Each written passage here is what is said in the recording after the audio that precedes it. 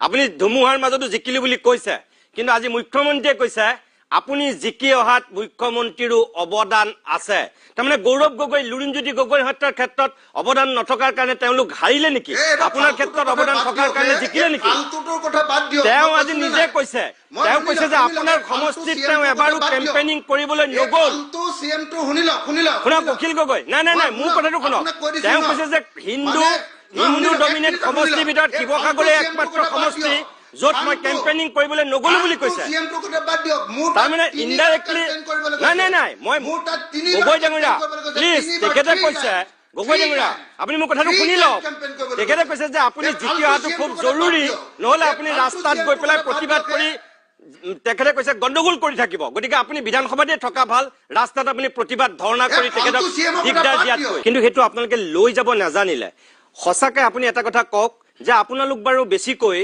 ৰাইজৰ মাজত থকাতকৈ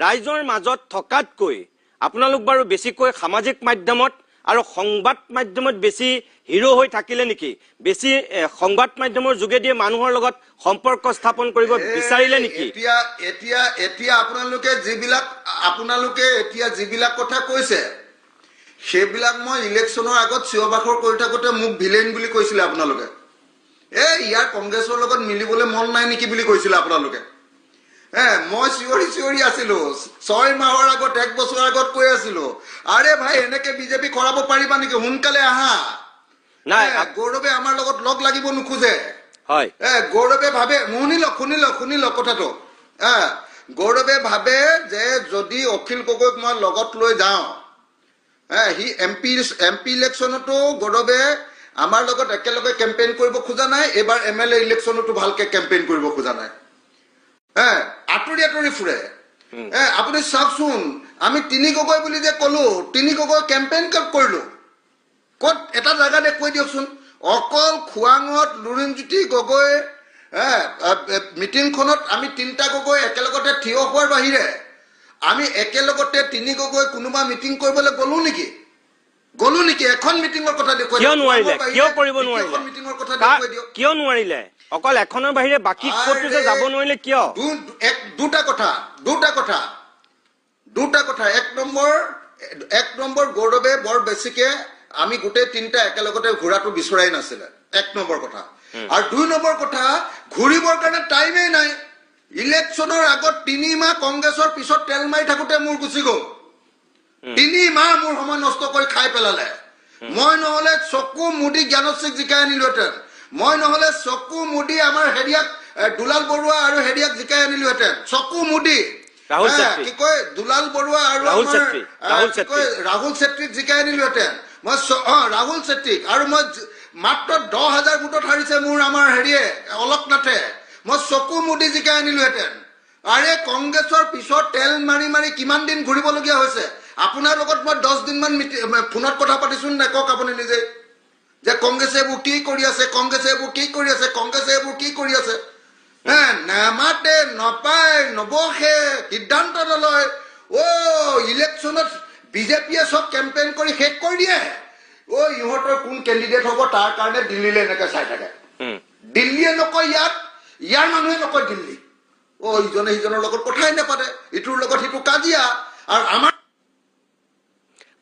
আৰু সব মানুহে হেঁচা মাৰি ধৰে বোলে অখিল গগৈ কংগ্ৰেছৰ লগত নাযায় সব মানুহে হেঁচা মাৰি ধৰে বোলে অখিল গগৈ বোলে ইউনাইটেড ফ্ৰণ্টত নাই সেইকাৰণে কংগ্ৰেছক তেল মাৰি বহি থাকিলো 3 মাহ বহি থকাৰ কাৰণে লোকচান অতি কমেও 7টা এমএলএ জিকাই আনিব পাৰিলোহেঁতেন কংগ্ৰেছক তেল মাৰি থাকোঁতে গোটেই টাইম গুচি গ'ল এতিয়া আপোনালোকে মোকে গালি দিব নাই আপোনাক কিয় গালি দিম আপোনালোকৰ গোটেই শক্তিটোকে গালি দিব লাগিব আপোনালোকে গালি খোৱা কাম কৰিলেতো গালি দিবই লাগিব কাৰণ আপুনি যিকেইটা এতিয়া কথা কৈছে ইলেকশ্যনৰ আগতো আপুনি আৰু গৌৰৱ গগৈ যিমান কষ্ট কৰিছিলো মই যিমান চেষ্টা কৰিছিলো মই যিমান গৌৰৱক বুজাইছিলো মই যিমান কংগ্ৰেছক বুজাইছিলো মই মনে গৈ হেৰি সিঙক কি কয় আপোনাৰ কি সিং বুলি কয় আপোনাৰ কংগ্ৰেছৰ ইনচাৰ্জ যে কি জিতেন্দ্ৰ সিঙক গৈ দিল্লীত মনে 2 ঘণ্টা মিটিং কৰিছিলো জিতেন্দ্ৰ সিঙক লগ ধৰিলে বেলেগ এটাই বেয়া পায় গৌৰৱক লগ ধৰিলে বেলেগ এটাই বেয়া পায় ভূপেন বৰাক লগ ধৰিলে গৌৰৱে বেয়া পায়, গৌৰৱক লগ ধৰিলে ভূপেন বৰাই বেয়া পায়। আৰে ইলেকশ্যনৰ আগত যদি ভূপেন বৰা আৰু প্ৰদ্যুৎ বৰদলৈ দুইজন গুচি যায়, তাৰপিছত আৰু ইলেকশ্যন হাৰিলো বুলি নিজে গমেই পাব লাগে। লিডাৰে নাই প্ৰচাৰ কৰিবলৈ। গৌৰৱে নিজৰ সমষ্টিত প্ৰচাৰ কৰি আছে, ৰিপুণ বৰাই নিজৰ সমষ্টিত প্ৰচাৰ কৰি আছে, দেৱব্ৰত শইকীয়াও নিজৰ সমষ্টিত প্ৰচাৰ কৰি আছে। ইলেকশ্যনত কেম্পেইন কৰিবলৈ যাবলৈ এক পিছো মানুহেই নাই। আহিছে আপোনাৰ কি কয় আমাৰ কি কয় ৰাহুল গান্ধী দুদিন কেইখন মিটিং কৰিলে, আৰু হেৰি দুদিন কি কয় আপোনাৰ প্ৰিয়ংকা গান্ধী।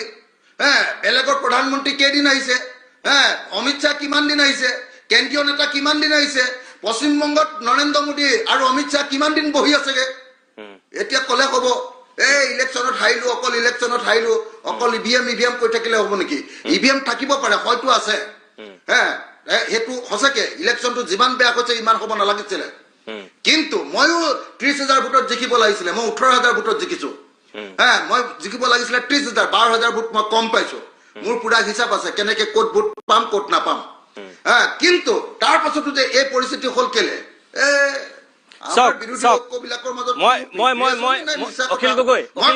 মানে মোক কয় বোলে ই আমাৰ বিৰোধী ঐক্যত বোলে বিভাজন আনি থাকে, এনেকে কয় মোক।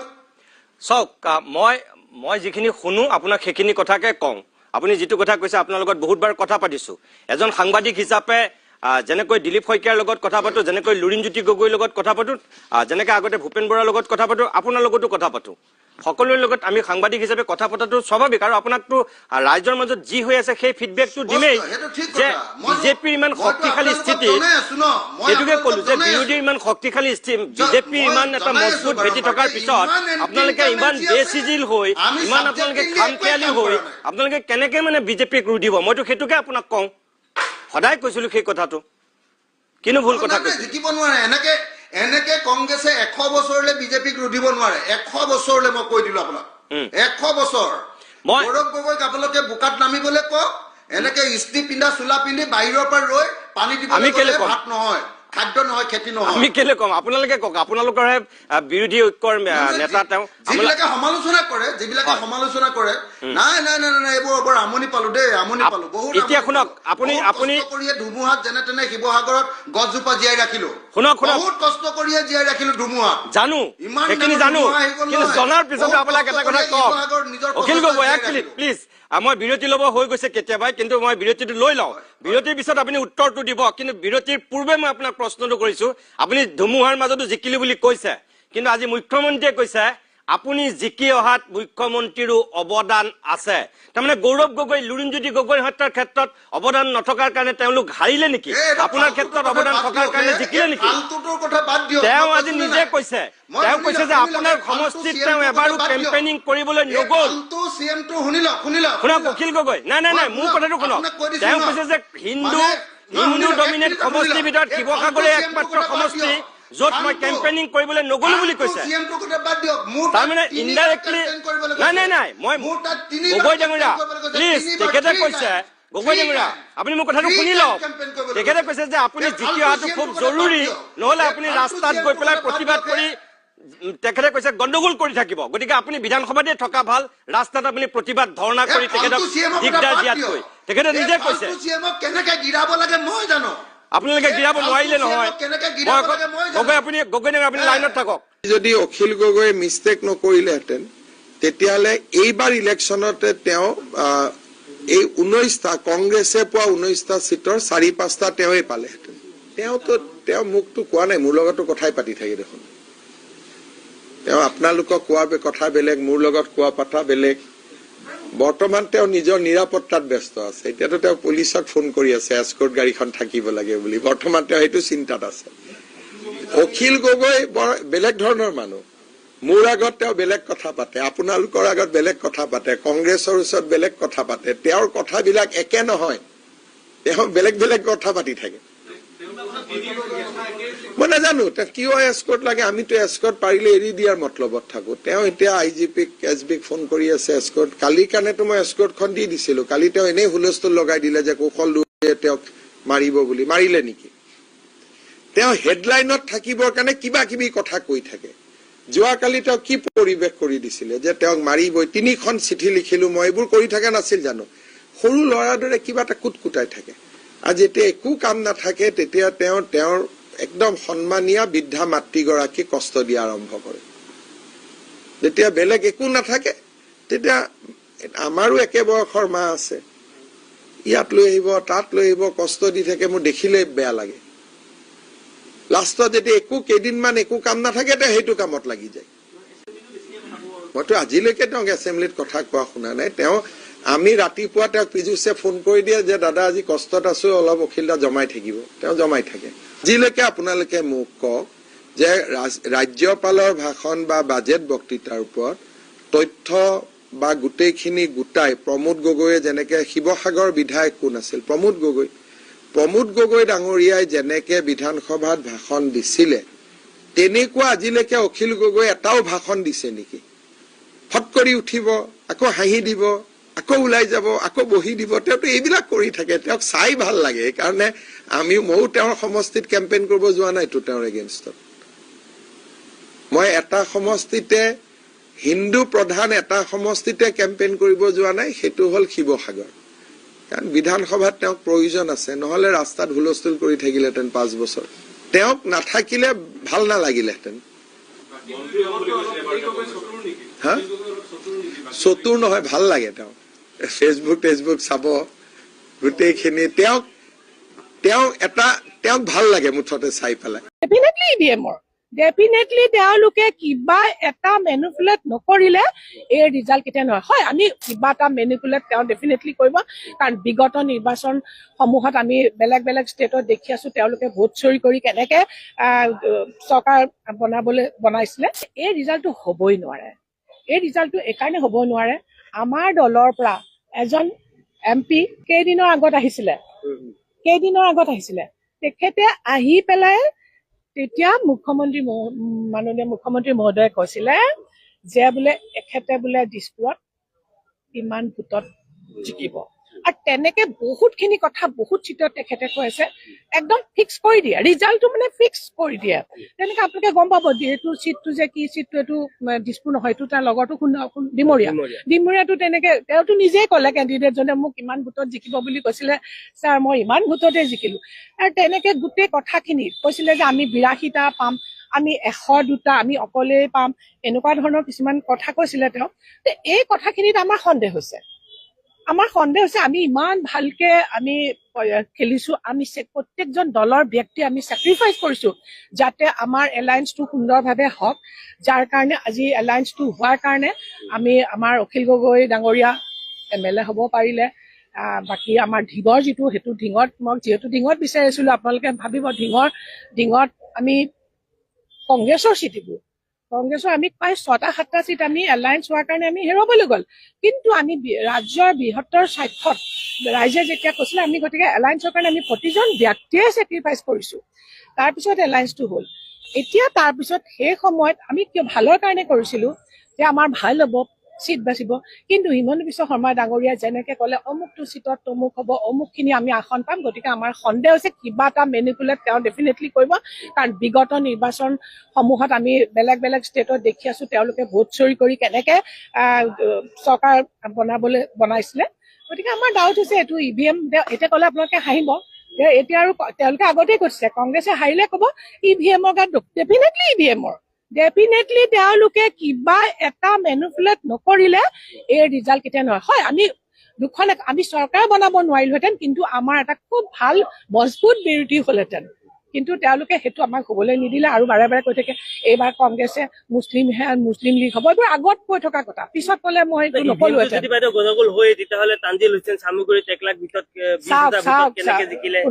শুনক এটা কথা কওঁ, EVM-টো যে এনেকুৱা নহয় যে এতিয়া চামগুৰিখন সাগৰ, আমাৰ প্ৰথম জনগাঁথনিটো চাব লাগিব। তাত 90-95% মুছলিম আছে। তাতে কেনেকে EVM ফিট কৰিব, কিমান কৰিব, সাগৰৰ পৰা কিমান টানিব আৰু, হয়নে নহয়? য'ত কৰিব পাৰে ত'তে কৰিছে। চামগুৰিৰ কথা কিয় আনিছে? চামগুৰিতটো EVM ফিট কৰি লাভ নাই, ঢিঙত EVM সংখ্যালঘু এৰিয়াত EVM ফিট কৰি লাভ আছে নেকি? সেইখিনি এৰিয়াই দিছে সেইকাৰণে কৈছো যে EVM-টো মেনিপুলেট কৰিছে। এই ৰিজাল্ট আমি মানি এতিয়া ল'বলৈ বাধ্যই নহয়। মানে অখিল গগৈ, লুৰিণ গগৈ কৰবাত ক'লে যে মুখ্যমন্ত্ৰীৰ চুলি ওপৰলৈ গৈছে, তেওঁ হাৰিব গম পাইছে। এতিয়া লুৰিণ গগৈয়ে গম পাইছিলে হাৰিম বুলি, তেওঁৰ চুলিটো ওপৰলৈ যোৱা নাছিল। মুখ্যমন্ত্ৰী ডাঙৰীয়াই কঠোৰ কষ্ট কৰিছিল, তেওঁ নিজৰ শৰীৰৰ যত্ন ল'বলৈ সময় পোৱা নাছিল, চুলি ফনিয়াবলৈ সময় পোৱা নাছিল। সেয়া কথা অসমৰ ৰাইজে দেখিছে। গতিকে তেনেকুৱা কথাবিলাকক অপব্যাখ্যা কৰি তেওঁলোকে ৰাইজক ভাবিছিলে যে তেওঁলোকে কোৱাৰ দৰে ৰাইজে বিশ্বাস কৰিব, কিন্তু ৰাইজ অত্যন্ত চিন্তাশীল, ৰাইজে সকলো কথা বুজি পায়। আৰু এটা কথা আপোনালোকে চাওক, তেওঁলোকে গোটেই নিৰ্বাচনটোত জুবিন গাৰ্গ আৰু জেনজি এই দুটা নাম ব্যৱহাৰ কৰিছিল। অসমৰ ৰাইজে জানে যে ডক্টৰ হিমন্ত বিশ্ব শৰ্মা ডাঙৰীয়াই জুবিন গাৰ্গক কিমান ভাল পাইছিল। জুবিন গাৰ্গ যেতিয়া ডিব্ৰুগড়ত চিকিৎসা কৰি আছিল, এয়াৰলিফ্ট কৰি আনি তেওঁক ট্ৰিটমেণ্ট কৰিছিল। জুবিন গাৰ্গৰ কাৰণে এজন পৰিয়ালৰ সদস্যতকৈ বেছিকৈ মুখ্যমন্ত্ৰী ডাঙৰীয়াই কৰিছিল। তাৰ পাছত প্ৰতিটো মুহূৰ্ততে তেওঁলোকে জুবিন গাৰ্গ সম্পৰ্কত অপব্যাখ্যা কৰিছিল। আমি নিৰ্বাচনৰ আগতে জুবিন গাৰ্গৰ নামটো এবাৰো উচ্চাৰণ কৰা নাছিলো, কিন্তু তেওঁলোকে ভোটৰ স্বাৰ্থত উচ্চাৰণ কৰিছিল, যিটো ৰাইজে বেয়া পালে। দ্বিতীয়তে তেওঁলোকে জেনজিৰ কথা ক'লে। জেনজিৰ সম্পৰ্কত ইমান তেওঁলোকে আশাবাদী হৈ পৰিলে জেনজিয়ে তেওঁলোকক ভোট দিব। কেৱল উচ্ছৃংখলতা, কেৱল নিগেটিভ কথা, কেৱল আনৰ বেয়া কথা কোৱাটোৱে জেনজিৰ উদ্দেশ্য নহয়। তেওঁলোকে ক'ব লাগিছিল যে তেওঁলোকৰ চৰকাৰ হ'লে জেনজিৰ কাৰণে কি পৰিকল্পনা আছে। তেওঁলোকে ক'ব লাগিছিল 5 বছৰ জেনজিক কেনেকৈ তেওঁলোকে উন্নয়নৰ দিশত, স্বাৱলম্বিতাৰ দিশত লৈ যাব। জেনজিয়ে কি বিচাৰে তেওঁলোকে বুজিয়ে নাপালে। জেনজিয়ে বিচৰাখিনি মুখ্যমন্ত্ৰী ডাঙৰীয়াই যোৱা সময়ছোৱাত দি আহিছে। 1.5 লাখতকৈ অধিক চাকৰি মুখ্যমন্ত্ৰী ডাঙৰীয়াই দিছে, অধিকাংশ জেনজিয়ে পাইছে। মুখ্যমন্ত্ৰী ডাঙৰীয়াই নিযুত মাইনা দিছে, নিযুত বাবু দিছে, CM ট্ৰিপুলে দিছে। বিশেষকৈ মই জেনজি বুলি নকৈ যদি যুৱচাম বুলি কওঁ, যুৱচামৰ বাবে মুখ্যমন্ত্ৰী ডাঙৰীয়াই অজস্ৰ কাম কৰিছে, আৰু সেইকাৰণে যুৱচামে মুখ্যমন্ত্ৰীৰ প্ৰতি সমৰ্থন দিছে। এই যে নিকা নিযুক্তি, স্বচ্ছ নিযুক্তি যুৱচামৰ বাবে, ইয়াতকৈ আৰু ডাঙৰ উপহাৰ একোৱে থাকিব নোৱাৰে। মই গোটেই নিৰ্বাচনটোৰ পৰ্যালোচনা কৰিলে এটা কথা ক'ম যে এখেতসকল মেচিয়ৰ্ড হোৱা নাই, তেওঁলোকে পৰিপক্ক ৰাজনীতি কৰিবলৈ শিকা নাই। আনক গালি গালাজ কৰা বা বিশেষকৈ লুৰিণ, অখিল তেওঁলোকে আন্দোলন কৰি ৰাজনীতি কৰিছে। গতিকে চিঞৰ বাখৰ কৰা আন্দোলন কৰাটোৱে ৰাজনীতি বুলি ভবাটো ভুল। তেওঁলোকে বিৰোধীৰ অস্তিত্বই নাইকিয়া কৰিলে। যিজন মুখ্যমন্ত্ৰীয়ে এজন ৰিক্সাৱালাক তেওঁৰ ধৰ্ম চাই, তেওঁৰ উপাধি চাই 5 টকা কমাই দিবলৈ কয়, এজন মুখ্যমন্ত্ৰী দেই, সেই মুখ্যমন্ত্ৰীজনে কিন্তু তেওঁৰ নিজৰ প্ৰতিষ্ঠানত আজি টিম হিমন্ত বিশ্ব শৰ্মাৰ লগত কিমান মিয়া মানুহে কাম কৰিছে, কিমান মুছলিম মানুহে কাম কৰি আছে। তেওঁ সেই কথা ক'ব পাৰিছে নেকি? আজি জাহিৰ হুছেইনক দৰমহা কমকে দিবি বুলি, মুছলমান বুলি দৰমহা কমকে দিব লাগে বুলি হিমন্ত বিশ্ব শৰ্মাই ক'ব পাৰিব নেকি? নোৱাৰে। গতিকে কথাটো হ'ল যে এই যিবিলাক সাম্প্ৰদায়িক কথা বতৰা, এজন মানুহ কেৱল খাটি খোৱা মানুহ হ'ল বুলিয়েই তেওঁৰ ধৰ্মক লৈ, তেওঁৰ উপাধিক লৈ এনেকুৱা ধৰণৰ কিছুমান কথা বতৰাৰে অসমখনক বিভাজিত কৰাৰ পৰিৱৰ্তে অসমৰ মানুহক একতাৰে বান্ধি কেনেকে আগুৱাই নিব পাৰি সেই কথাটো হিমন্ত বিশ্ব শৰ্মা অথবা অনাগত মন্ত্ৰীসভাৰ মানুহসকলে ভাবিব লাগে।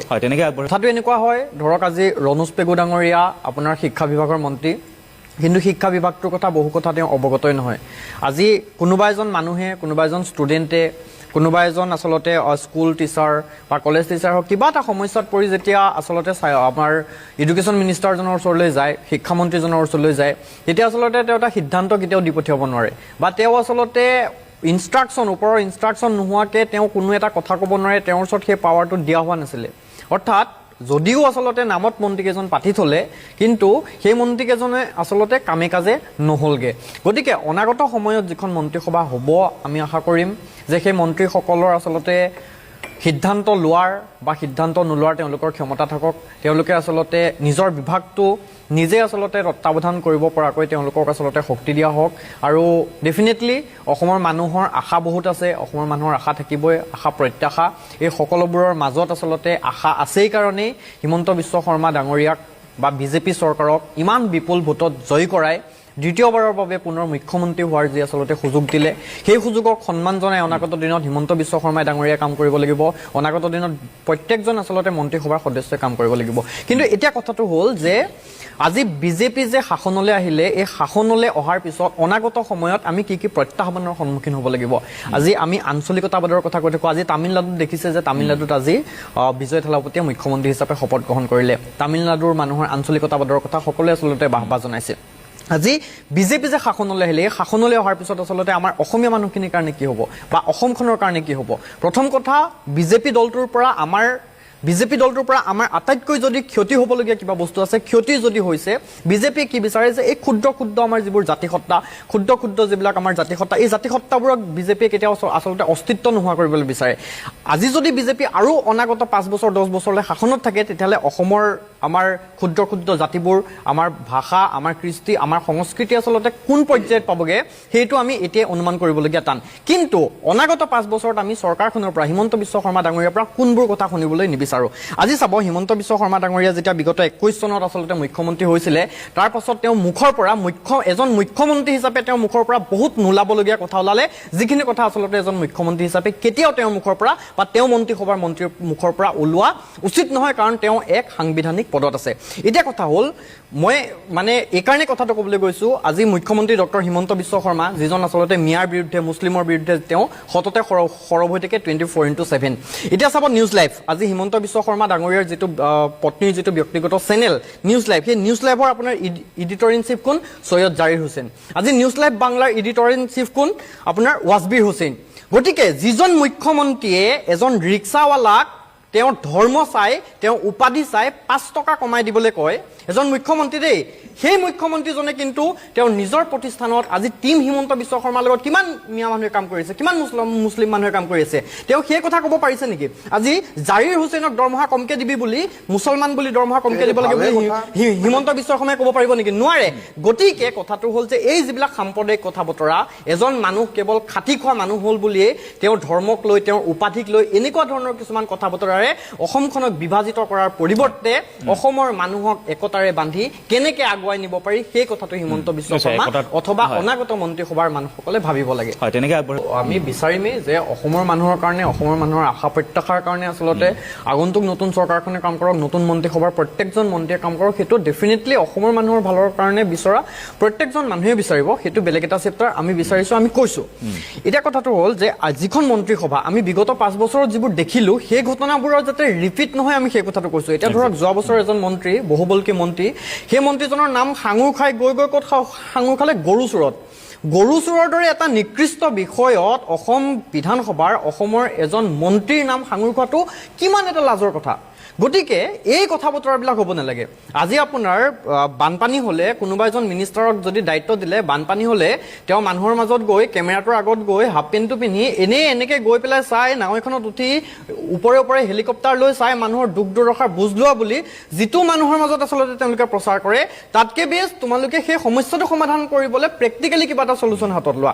আজি যদি গুৱাহাটীৰ যিটো বান সমস্যা এই গুৱাহাটীৰ বান সমস্যাৰ লগত মানুহ আজি এদিন দুদিন যুঁজি থকা নাই বছৰ ধৰি যুঁজি আহি আছে আজি বছৰ ধৰি এই বস্তুটোৰ লগত ৰাজনৈতিক নেতাসকলে যে ৰাজনীতি কৰি থাকিলে তাৰ কাৰণে আজি বান সমস্যাটো এতিয়ালৈকে আচলতে দিনক দিনে কমিব লাগিছিলে মই কোৱা নাই যে গুৱাহাটীৰ বান সমস্যা এদিনতে শেষ কৰি দিব পাৰিব এইটো প্লেনফুলি বিজ্ঞানসন্মতভাৱে গোটেই বস্তুটো পৰিকল্পনা কৰিব লাগিব গতিকে আমি দিনক দিনে বানপানীটো কমি অহা দেখিব লাগিছিলে কিন্তু কি হৈছে আজি গুৱাহাটীত এজাক বৰষুণ হ'লে দিনক দিনে গুৱাহাটীত বানপানীৰ প্ৰকোপটো বেছি হৈ গৈ আছে গতিকে এই যিসমূহ কথা বতৰা এই কথা বতৰাসমূহত গুৰুত্ব দি যদি আগন্তুক মন্ত্ৰীসভাখনে আগন্তুক চৰকাৰখনে কাম কৰে তেতিয়া ডেফিনেটলি অসমৰ মানুহৰ কাৰণে ভাল হ'ব আৰু আটাইকেইজন জ্যেষ্ঠ আচলতে দাদাহঁতে কৈ থাকোঁতে মই মাজত আচলতে কথা ক'বলৈ বেয়া হৈছে কাৰণে কোৱা নাই কিন্তু জগদীশ দা এই যিটো হিন্দু মুছলিমৰ ৰাজনীতিৰ কথা ক'লে আমাৰ অগপৰ জ্যেষ্ঠ আমাৰ মুখপাত্ৰজনৰ মুখেদি ওলাই গ'ল যে হিমন্ত বিশ্ব শৰ্মাৰ এইটো এটা নেৰেটিভ হিমন্ত বিশ্ব শৰ্মাৰ এইটো এটা ষ্ট্ৰেটেজি কিন্তু হিমন্ত বিশ্ব শৰ্মাৰ সেই নেৰেটিভটো সেই ষ্ট্ৰেটেজিটো সেই আদৰ্শটোৰে আমি বিৰোধ কৰোঁ যে অসমত অন্ততঃ এই সাম্প্ৰদায়িক ৰাজনীতিৰ পৰা মুক্ত কৰি অসমত এটা সুস্থ ৰাজনৈতিক পৰিৱেশ লাগে নমস্কাৰ নতুন চৰকাৰে শপত গ্ৰহণ কৰাই নাই দুটা বিষয়ৰ ওপৰত প্ৰতিক্ৰিয়া দিবলৈ আগবাঢ়িছোঁ আচলতে নতুন চৰকাৰখনে কাম কাজ সুচাৰুৰূপে আৰম্ভ কৰক ভালকৈ প্ৰশাসন কাৰ্য চলাওক ভালকৈ চৰকাৰখন চলক আৰু যিবিলাক ভাল কাম কৰিব সেইবিলাক সমৰ্থন কৰিম আৰু যিবিলাক বেয়া কাম কৰিব তাক বিৰোধিতা কৰিম বুলি এক মনত বান্ধি লৈছিলোঁ আৰু সেইকাৰণে বিগত এসপ্তাহ ধৰি চৰকাৰখনত কোনো বিশেষ সমালোচনা কৰা নাই কিন্তু চৰকাৰ গঠন কৰাই নাই কিছুমান কৰ্মকাণ্ডই আচলতে চৰকাৰখনৰ ভাৱমূৰ্তি ম্লান কৰা আৰম্ভ কৰিলেই এটা কথা সদায় মনত ৰখা ভাল যে চৰকাৰ এখনে জনপ্ৰিয়তাৰ শীৰ্ষত গৈ নিৰ্বাচিত হোৱা মানেই সকলো বেয়া কামক সমৰ্থন কৰাটো কেতিয়াও উচিত নহয়। আচলতে সভাত থাকি নকয় যি দুখে চুৱে কিঞ্চিত কিঞ্চিত, এয়া হৈছে অসমীয়া আপ্তবাক্য। আজিৰ তাৰিখত যদি এটা কথা চোৱা যায় যে হিমন্ত বিশ্ব শৰ্মা যি নেতৃত্বত যি নিৰ্বাচনত জয়লাভ কৰিলে বিজেপিয়ে, সেইটো সঁচাকৈয়ে মানিবলগীয়া। আৰু এটা কথা কওঁ, যিমানেই যেই নকওক যে EVM-ৰ টেম্পাৰিং বা অন্যান্য কিছুমান কাৰক বুলি যিয়েই নকওক, বিগত 5টা বছৰত বিজেপিয়ে এই নিৰ্বাচনটোত জিকিবৰ কাৰণে যে কষ্ট কৰিছিলে সেই কথাটো ক'বই লাগিব। যেনেকৈ বিভিন্ন ধৰণৰ হিতাধিকাৰী আঁচনি দিয়া, বিভিন্ন ধৰণৰ চৰকাৰ উন্নয়নমূলক কাম কাজ কৰা, সি অভাৰব্ৰিজেই হওক, সি বিভিন্ন ধৰণৰ পাৰ্কেই হওক, সি স্বৰাজ পাৰ্কৰ পৰা আৰম্ভ কৰি, সি গুৱাহাটী শ্বহীদ পাৰ্কৰ পৰা আৰম্ভ কৰি, লাচিত মৈদামৰ পৰা আৰম্ভ কৰি বিভিন্ন ধৰণৰ অসমৰ বিভিন্ন ঠাইত বিভিন্ন ধৰণে উন্নয়নমূলক কাম কাজ জড়িত হৈছিলে আৰু সেইসমূহৰ জৰিয়তে জনসাধাৰণৰ মাজত এক ভাল ভাৱমূৰ্তি লৈ যাবলৈ চৰকাৰখন সক্ষম হৈছিল। আৰু বিৰোধীক প্ৰতি মুহূৰ্ততে আচলতে আক্ৰমণ কৰি সি পাকিস্তানী ইছ্যুৱে হওক বা সি অন্যান্য ইছ্যুৱে হওক বা বিদেশী সমৰ্থন কৰা ইছ্যুৱে হওক, সেইবিলাক আনি বিৰোধীক আচলতে বিব্ৰত কৰি ৰাখিছিল। বিৰোধীয়ে আচলতে কোনো ইছ্যু ধৰিব পৰা নাছিল। এতিয়া কথাটো হ'ল যে চৰকাৰখনে 12 তাৰিখে অৰ্থাৎ পৰহিলৈ চৰকাৰ গঠন কৰিব, দায়িত্ব গ্ৰহণ কৰিব। সেই সময়ছোৱাতেই কিন্তু দুটা কথাই আমাক সঁচাকৈ মনোকষ্ট দিছে। এটা কথা হৈছে যে তিতাবৰৰ দীপালী দাস নামৰ যিগৰাকী মহিলাই ভিডিঅ' বনাই তেওঁ কংগ্ৰেছক সমৰ্থন কৰাৰ পিছত বিজেপি চৰকাৰ অহাৰ লগে লগে আচলতে মহিলাগৰাকীৰ দোকানখন জ্বলাই দিয়া হৈছে। কোনোবাই কৈছে নিজে জ্বলাই লৈছে। আচলতে এনেকুৱা ধৰণৰ মহিলা বুলি মহিলাগৰাকীয়ে আচলতে যেন নালাগে। আৰু কোনেনো নিজৰ গোটেই শুই থকা ঘৰটো জ্বলাই ল'ব, সেইটোতো এটা ডাঙৰ আচৰিত কথা। কিন্তু বিজেপিৰ কিছুমান অন্ধভক্তই আচলতে তেওঁক এই ধৰণৰ সমালোচনা কৰা দেখা গৈছে। কিন্তু এটা কথা কওঁ যে এইবিলাক সংস্কৃতি অসমৰ সংস্কৃতি নহয়, যোৰহাটৰতো একেবাৰেই নহয়। যোৰহাটৰ বিজেপি বিধায়কজনে দেখুৱাই দিছে যে কংগ্ৰেছৰ পৰাজিত প্ৰাৰ্থী গৌৰৱ গগৈক সমালোচনা নকৰাকৈ তেওঁ নিজৰ ভাতৃ বুলি কৈছে। অৰ্থাৎ এক যোৰহাটৰ সংস্কৃতি তেওঁ ভালকৈ বজাই ৰাখিছে। তেনে এটা অৱস্থাত যোৰহাটৰ নিচিনা এডোখৰ জেগাত তিতাবৰত আচলতে এই ধৰণৰ দুষ্কাৰ্য কৰিবলৈ যিসকলে সাহস কৰিছে, মই ভাবোঁ তেওঁলোকক সমালোচনা কৰা দৰকাৰ। আৰু এই বিষয়টো যাতে ন্যায় পায় মহিলাগৰাকীয়ে, তাৰ কাৰণে বৰ্তমান নিৰ্বাচন আয়োগৰ হাততেই যিহেতু গোটেই ক্ষমতা আছে, সেয়েহে যোৰহাটৰ উপায়ুক্তগৰাকীয়ে এই ক্ষেত্ৰত বিশেষ ভূমিকা ল'ব বুলি ভাবোঁ। দ্বিতীয় কথাটো হৈছে যে কালি দেখিলোঁ যে নেলিত এটা ৰাস্তা ভাঙি পেলোৱা হৈছে, কাৰণ সেই ৰাস্তাৰে অহা যোৱা কৰা মানুহখিনিয়ে বিজেপিক ভোট নিদিলে। ভাৰতীয় গণতন্ত্ৰত ভোটটো হৈছে এটা গোপন কথা। এই গোপন কথাটো সন্ধালনি কৰিছে কোনে? আৰু এইটো নিৰ্বাচন আয়োগে যদি সন্ধালনি কৰিছে তেতিয়াহ'লে এইটো নিৰ্বাচন আয়োগৰো ভুল হৈছে। তো এটা গোপন প্ৰক্ৰিয়াৰ মাজেদি আমাৰ যিহেতু জনপ্ৰতিনিধিসকল নিৰ্বাচিত হয়, তেনে অৱস্থাত কোনখন গাঁৱৰ মানুহে বা কোনজন ব্যক্তিয়ে ক'ত ভোট দিলে সেইটো আচলতে জানিব কেতিয়াও নালাগে। দ্বিতীয় কথা, যদি কিবা প্ৰকাৰে জানিলেও সেই বুলিয়ে সেই গাঁওখনলৈ অহা যোৱা কৰা ৰাস্তাটো ভাঙি পেলোৱাৰ দৰে চৰকাৰী দলটোৰ মানুহে এনেকুৱা দুষ্কাৰ্য কৰিব কাৰণে তেওঁলোকৰ মনত কিমান ভয়ংকৰ প্ৰতিহিংসা সোমাই থাকিব লাগিব, তেওঁলোকৰ মনত ইমান জিজ্ঞাসা সোমাই থাকিব লাগিব, এইটো ভাবিবলগীয়া কথা। আচলতে কোনে সোমোৱাইছে এই ধৰণৰ প্ৰতিহিংসা, জিজ্ঞাসা? চৰকাৰখনটো জিকিলেই, অনাগত 5 বছৰলৈ সেই চৰকাৰখনকতো আৰু ক্ষমতাৰ পৰা উলিয়াই অনাৰ কোনো ধৰণৰ সম্ভাৱনা নাই। তেনে এটা অৱস্থাত ভোট নিদিয়া সকলোৰে বাবে এই চৰকাৰখনে কাম কৰিব লাগিব। তেনে এটা অৱস্থাত এইখিনি মানুহে নেলিত ভোট নিদিলে বুলি আচলতে এই ধৰণে ৰাস্তাটো একদম ভাঙি পেলাব, যিটো এটা ৰাজহুৱা ৰাস্তা ভাঙি পেলোৱাৰ দৰে মানসিকতা, এইটো কেনেকুৱা ধৰণৰ মানসিকতা? এইটো অসমৰ ৰাজনীতিত, অসমৰ সমাজ জীৱনত আচলতে এইটো এটা নতুনকৈ দেখা। বিগত 50 বছৰে আমি দেখি আহিছোঁ নিৰ্বাচন, কিন্তু এই ধৰণৰ আচলতে জিজ্ঞাসা, এই ধৰণৰ প্ৰতিহিংসা, এই ধৰণৰ হিংসুক মনোভাৱ আমি কেতিয়াও দেখা নাছিলোঁ। আচলতে জনসাধাৰণৰ মনত এইবিলাক কোনে সুমুৱাই দিছে? আচলতে সাম্প্ৰদায়িক মনোবৃত্তিৰ লোকসকলে এই ধৰণৰ কামবিলাক কৰে। মই সেইকাৰণেই কওঁ, কোনো জ্ঞানী মানুহ সাম্প্ৰদায়িক হ'ব নোৱাৰে আৰু কোনো সাম্প্ৰদায়িক মানুহ জ্ঞানী হ'ব নোৱাৰে তো সেইকাৰণে এই ধৰণৰ কাম কাজ যাতে আজি পশ্চিমবংগতো দেখিছোঁ ব্যাপক হিংসা প্ৰতিহিংসাৰ মাজত আচলতে গোটেই পশ্চিমবংগখন গুচি গৈছে অসমত ইমান ডাঙৰ ঘটনা হোৱা নাই এই দুইটা ঘটনাকে আচলতে দেখি খুব মনত বেদনা লাগিল সেইকাৰণে আচলতে আপোনালোকৰ লগত মত বিনিময় কৰিব বিচাৰিছোঁ আৰু সেইসকলক এটা কথা আহ্বান জনাব বিচাৰিছোঁ যে আপোনালোকে এই ধৰণৰ কাণ্ড কৰি আচলতে কি সূচাব বিচাৰিছে আমাৰ আইন আদালত প্ৰশাসন এইবিলাক নাই নি নগাঁৱৰ যিজন উপায়ুক্ত তেওঁ এতিয়া নিৰ্বাচন বিষয়াও সেই নগাঁও উপায়ুক্তজন যোন যথেষ্ট যদি নেলি অঞ্চলটো নগাঁৱত পৰে চাগে মোৰ মতে সেই নগাঁও উপায়ুক্তজনে এই ক্ষেত্ৰত সঠিক ব্যৱস্থা লৈছেনে নাই জানিবলৈ খুব মন গৈছে তেওঁতো ভিডিঅ' দিয়েই ল'লে সেইটো নিশ্চয় ভিডিঅ' আমি দেখিবলৈ পাম কিন্তু অন্যহাতে আমাৰ তিতাবৰৰ যিটো ঘটনা এই ঘটনাবিলাকো আচলতে কেতিয়াও ঘটিব নালাগে আৰু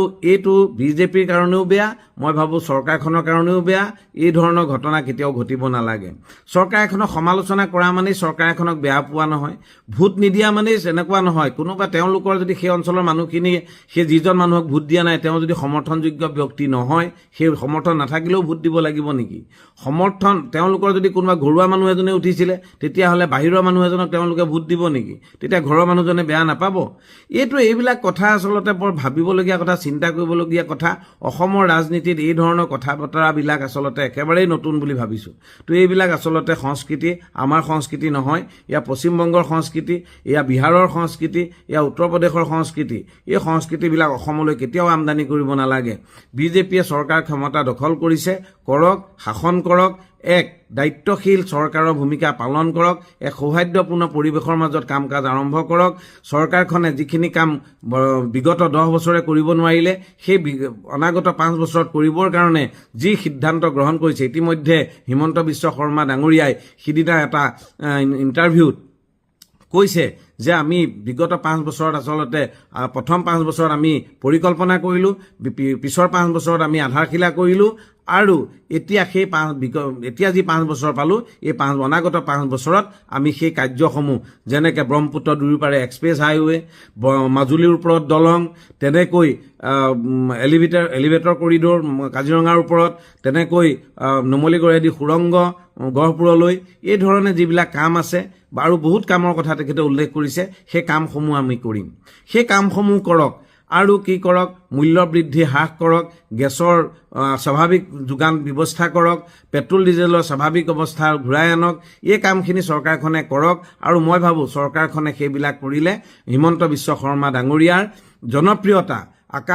আকাশৰ সীমা অতিক্ৰম কৰিব আৰু অনাগত তাৰ পিছৰ 5 বছৰলৈও হিমন্ত বিশ্ব শৰ্মাক হিলাব পৰা নেতা অসমত নোলাব মই এই কথাটো এই কাৰণেই কৈছোঁ যে প্ৰতিহিংসাৰ মাজেৰে চৰকাৰখন যাতে আৰম্ভ নহওক এই যি ৰাস্তা ভাঙি দিয়া হ'ল মই ভাবোঁ প্ৰশাসন বা চৰকাৰে ইয়াৰ উচিত বিচাৰ কৰক আৰু বিচাৰ কৰি যিসকল ব্যক্তি দোষী সেই দোষী ব্যক্তিসকলক আচলতে শাস্তি দিয়াৰ প্ৰয়োজন নহ'লে আমাৰ সমাজখনত ইয়াৰ বৰ বেয়া প্ৰভাৱ পৰিব আৰু তেওঁলোকৰ মাজত সোমাই থকা প্ৰতিহিংসা আৰু মই আকৌ কৈছোঁ এই যে ঘৰ জ্বলোৱা বা ৰাস্তা ভঙা এইবিলাক আচলতে কিমান বেয়া মনোভাৱ সোমাই থাকিব লাগিব কিমান বেয়া মানসিকতাৰ মানুহ হ'ব লাগিব আমি ভাল পোৱা বা আমি কল্যাণমূলক কাম কৰিব লাগে আৰু আমি এনেকুৱা কাম কৰিব লাগে যে মিলা প্ৰীতিৰে থাকিব লাগে সৌহাৰ্দ্যপূৰ্ণ পৰিৱেশত থাকিব লাগে তাৰ বিপৰীতে যদি আমি এনেকুৱা ধৰণৰ ব্যৱহাৰ কৰোঁ যি চিৰদিনৰ কাৰণে সেইখিনি মানুহক আমি বিচ্ছিন্ন কৰি দিওঁ আমাৰ সমাজ জীৱনৰ পৰা তেতিয়াহ'লে যদি মুছলমান বুলিয়ে সেইটো কাম কৰা যায় মইতো বিদেশী এজনো থকাটো নিবিচাৰোঁ